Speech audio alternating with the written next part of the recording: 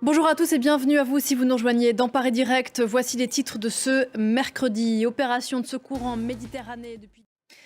Les premiers appels de détresse ont été lancés dimanche dernier. 1200 migrants sont escortés en ce moment vers la Sicile. Ils sont 400 sur un premier bateau de pêche. En Birmanie, plus de 2 ans après le coup d'État militaire, la junte tentant toujours de mater toute forme de résistance. Elle confirme avoir mené un raid aérien ces dernières heures contre ce qu'elle présente comme une milice locale. Les bombardements d'une localité en banlieue de la grande ville de Mandalay auraient fait entre 50 et 100 morts, dont des enfants. Etanadji. Je vous le disais en titre, Joe Biden est en Irlande du Nord. Le président des États-Unis est à Belfast pour célébrer les 25 ans des accords de paix du Vendredi Saint. Accueilli par le Premier ministre britannique Rishi Sunak, il va aussi rencontrer des responsables politiques, unionistes et républicains avant de se rendre en République d'Irlande où il passera plusieurs jours sur les traces de ses ancêtres. Les enjeux de cette visite importante avec Jade Lévin.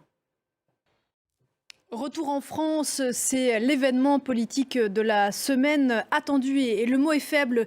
La décision du Conseil constitutionnel à propos de la réforme des retraites, un texte passé grâce à l'article 49.3 de la Constitution par le gouvernement, un texte qui reste contesté dans la rue, qui le sera encore demain jeudi. On en parle avec vous ce matin, Flore Simon. Bonjour Flore. Bonjour Pauline. C'est le fait politique.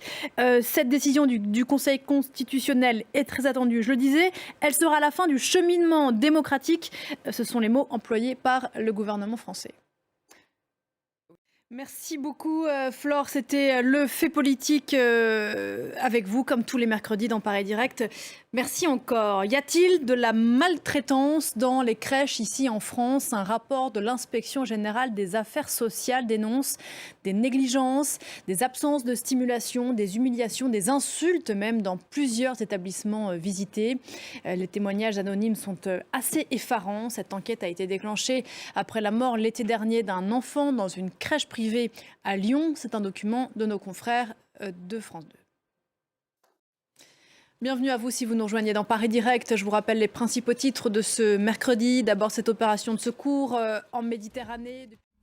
Voilà pour l'arrivée du président américain. Tout de suite, c'est l'info éco.